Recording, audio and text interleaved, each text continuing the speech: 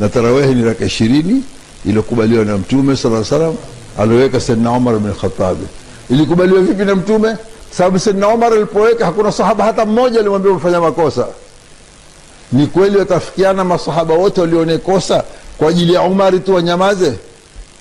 Masahaba wenye tabia mbalimbali, kina Sayyidina Ali, kina Sayyidina Uthman, kina Abi Dharr, kina Abdullah bin Mas'ud, kina Ubay bin Ka'b, wote Sayyidina Umar alifanya jambo nyamaze tu. Hakuna masahaba hana mchezo huo. Hakuna Umar, hakuna yote. Waliponyamaza wote manake wamekinai na wametosheka kwa hili jambo Mtume alitaka. Hadithi yake ni ipi? Kuna hadithi kubwa kwa Sayyidina Umar imefanya na masahaba kumkubali. Wataka hadithi vipi tena zaidi? Ziko hadithi, lakini hadithi kubwa Sayyidina Umar imefanya na masahaba wote wakakubali. والمستحب أن تكون صلاة التراويح 20 ركعة كما فعل الصحابة رضوان الله عليهم، فقد ثبت في الموطأ وغيره أن عمر أمر أبيا أن يصلي بالناس فكان يصلي بهم 20 ركعة. وقد حكى إسحاق بن راهوية فيما نقله إسحاق بن منصور كوسج أن المسلمين من عهد الصحابة إلى عهده، وقد مات نحو من سنة 241 أظن أو قبلها بيسير، أنهم يصلون التراويح 20 ركعة. لو يا شيخ تراويح ركعة 8. ودليل حديث عائشة اللي كم صحيح البخاري كم تمل حديث رمضان ولا mwezi mwingine raka 8. Maskini huelewi hadithi. Wala mwezi mwingine Ramadhani. Hazishi nini? Ramadhani wala mwezi mwingine imekosa tarehe tena. Huwezi kusali tarehe mwezi mwingine. Hakuna madhhabi yoyote waweza kusali tarehe mwezi mwingine. Sasa leo wala mwezi mwingine umeifasiri vipi wewe?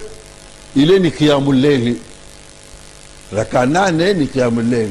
Tena sharti yake iwe mrefu sana. Uchache raka moja usome surati al-Baqara mzima. Waweza? Kisha ufanya nyumbani. Aisha hakumuona msikitini Mtume, alimuona nyumbani. Nyinyi msikitini siku zote tena kwa juzu na khitba alofanya ni nani? Hakuna kama. Mmeipangia ni mambo mazuri upande wetu hufaa tu. Sisi watu jambo lolote ambalo lenye dini na halipingi jambo la kidini lafaa. Wao wameweka raka 8, wameweka kusoma juu khitba mzima, wameweka msikitini, yamepatikana hata mwondosha dua tu katika tarehe. Hakuna dua. Unyama kimya hawana haja kwa Mungu. Na filali Mtume sema kula baada ya sala kuna dua makubuli. Kila baada ya sala. Kisha zile dua huwafanyi. Hata sasa wameka mpango wa mawaidha. Usali raka 4 kisha tola mawaidha. Aliofanya ni nani? Wao hawataki bid'a.